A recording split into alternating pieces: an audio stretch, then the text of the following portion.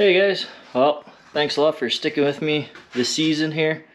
End of the season, obviously now. I'm sorry, this video is pretty late. Just with the season being done here, we have no snow. I'll show you in my messy backyard here real quick. You know, no snow. Little dog, he's happy. But with all the snow gone and the season over, I haven't had a whole lot of ambition to keep putting out videos. Yeah, I don't know why. It just is what it is. I should have a couple more riding videos if I get it together here. I'll put those out for you guys as well. But like I said, I was going to do my good, bad, and ugly review of the sled. So here it is. I thought it was about time. Don't judge me too much by my hockey team there. I really do enjoy the Flames. Just this isn't their season. I don't know what's going on with them. Something's not right there, but it is what it is. This is about sleds. And yeah, so I'll go do my review of the good, bad, and ugly. I'd just like to say thanks to everybody who's stuck along with me here through the season. A lot of fun. I got really fortunate. I got to get out 3 times this year. Usually this year has been the most I've ever put on for miles on a sled for a season. Got really lucky, like I said, going out west here 3 times. That's awesome. I do wish I lived a lot closer like some of the guys. I'm about 10 to 11 hours, 12 depending on road conditions to get out there, so it's not like I could just cruise out for a long weekend or something like that, or take an extra day and have a 3-day ride trip out there. It's a pretty big ordeal for us to be able to go out west from here. So yeah, 3 trips, really lucky, really happy about that. We'll see what the future brings. But yeah, sled ran awesome, really happy happy with how it handled.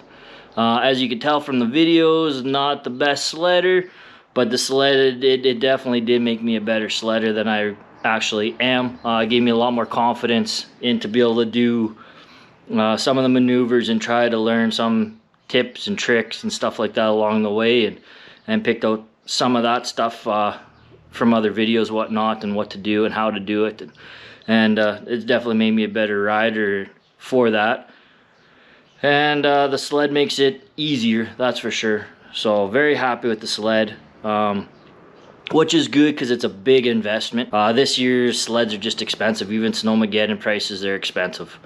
So it's a big investment. So, you know, buying a sled, a brand new sled, hopefully you're going to like it, because it costs a lot of money. And hopefully it kind of holds up to your expectations of what you think you're getting. So yeah, with that all being said here, I'll fire it up real quickly and we'll just see how many miles I actually did put on it. And then we'll start going over some things here.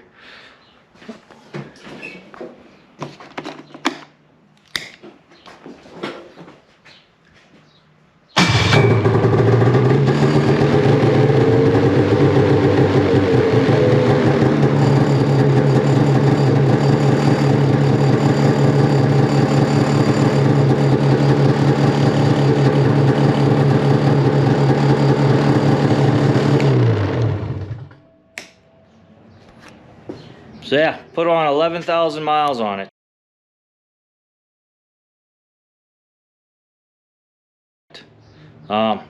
That's really big for me.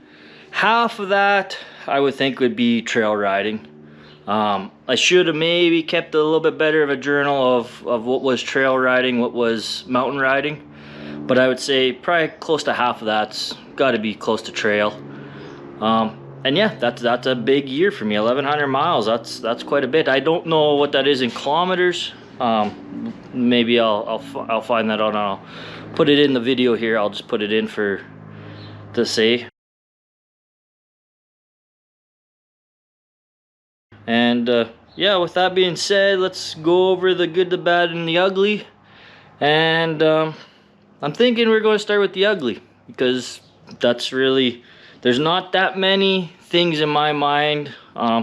Some of these things I'll talk about will go back and forth. They're good and they're bad, but they're not necessarily ugly.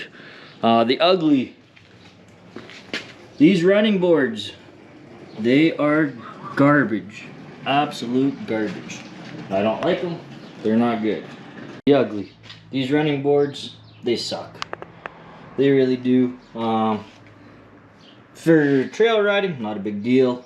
Going out west, they suck. They pack in the snow. The snow all gets packed in here, and then you can't get your foot in. Then you start kicking it in, and then it's inside. They don't shed snow. I'm going to look into the pinned boards for next year that rivet in. I think you just pull these rivets, and then you'll drill these holes, and it's just a plate that sits in. I won't be cutting the whole bar out. It's just the inserts. So I'm going to look at that.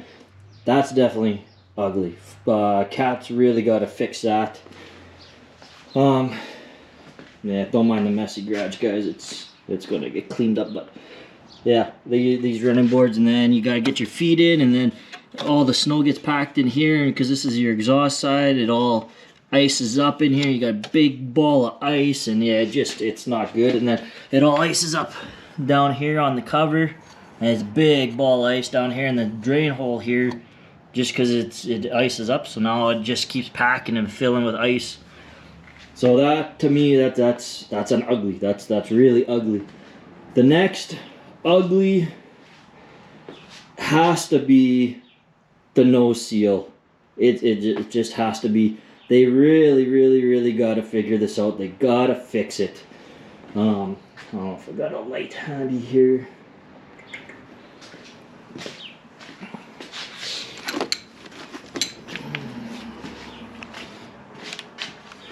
But like, so the airbox sits in there and it seals off. What I did do is I did seal off the joints around, like guys said. I didn't pull it apart. I put a bright light in there. I looked, there was only a couple little gaps that you could see light out, and it was in a dark room with a very bright light that we have at work. It works really good. And then you could just see some gaps. So I just took some, you can see right here, I just sealed up along the outside with the RTV seam, or silicone stuff here, this little black bead right there. And I sealed up everything just from the outside. I didn't pull it apart. I think it sealed really well, and I really watch it when you put the piece back on. Really watch how you put it back on. Last time I took it back off just to see inside, and I still had some ice in the bottom. So water's getting in still. I don't think I'm sucking it in through the intake. I think it's working its way through here because there's a gasket that goes along there, and it was all bunched up. So I'm thinking it's just coming along underneath the gasket and in, I think. I could be totally wrong on that. It could still be coming through the airbox maybe, but just to me, where it was coming through, where you could see the water lines and stuff, it seems like it's coming underneath the gasket and in, which you shouldn't be able to. It doesn't make a lot of sense. I understand that. But yeah, they have to fix this issue with this airbox. A lot of guys, they're breaking their motors, they're blowing motors. Like the Suzuki, not a big deal with the Suzuki. It was more of a stout motor. It took abuse a little bit better. The C-Tech's a lot more finicky. So I might pull it apart, put the airbox in there, but again, or that filter, but it sits in your nose cone inside, so it just stops the moisture from here. So if I am getting it underneath through the gasket like I think I am, it's not going to help my problem. But it's worth a try. It's $100. It's really not that big of a deal, and so yeah, I might do that. But that's an ugly. They got to fix that. But that goes along with the good because of the way the motor is with the lay down. Cat's able to get more torque out of it and a little bit more power out of it. The way that the motor sits, you have to have the airbox like this, but the engineers have to figure out a better way to plumb it in. An easy way to fix it is the turbo. Turbo goes right on there, and you don't have that issue. But not all, you can't have all turbo and supercharged sleds and stuff. So they really got to fix that issue. For around home, not a big deal. Like back here, we're not playing in that deep of snow. I never pack the front. My front doesn't get packed. Out west, I got snow all up in the arms here and up there, and this is all full of snow, and this is full of snow. You can't see the headlights. That all packs in full of snow, so you get the moisture and stuff that gets around in through there. Out here, trail riding, not a big deal. I also noticed, I think, let me think, that might be it for the ugly. Honestly, like that might be all that I really don't like about the sled is these running boards. They're garbage. I hate them. They gotta go. I'm worried about moisture ingestion, so they gotta fix the upper seal there, the air intake seal. The snow flap, yeah, they could figure out something a little bit better with that too. But yeah, that's it for ugly, I think, guys. Like that's really it in my mind.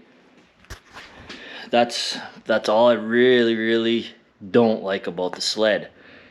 Going on, let's go to the bad. We'll see what I think about the bad. So the bad, I'll just say now, let's go to this track here. I just had the track up. I rotated it. I looked at every single lug. I got 1,100 miles like you've seen. I got probably half of that is trail riding. And I have no issues with my track. They're starting to round a little bit, which is typical for trail riding. The biggest issue I have is fraying on the ends. That's it. A little bit of fraying in the inside where the drivers ride, but I don't have any tears, rips, missing lugs, nothing like that. I got really lucky, which I think I did. I don't know if I just got lucky or if I'm just not as hard on it as other people are. Hard to say.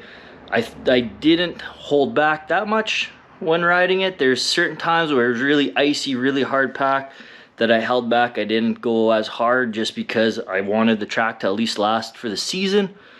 But yeah, so that is a good and a bad, just because I'm still a little iffy. I know a lot of guys are ripping lugs, but the track is awesome. The track is awesome. It hooks up, it goes, you notice it, it's flexible. You feel like you have more power, I guess, just probably because of the traction. It does hook up. It does a lot better for a 146 than a lot of people are going to think that it does. So yeah, love the track. I don't think I could go back to twin. I really don't. Even riding the full alphas out in the mountains, for mountain riding, I can't go back to twin. For trail riding, yeah, a twin would be the way to go still.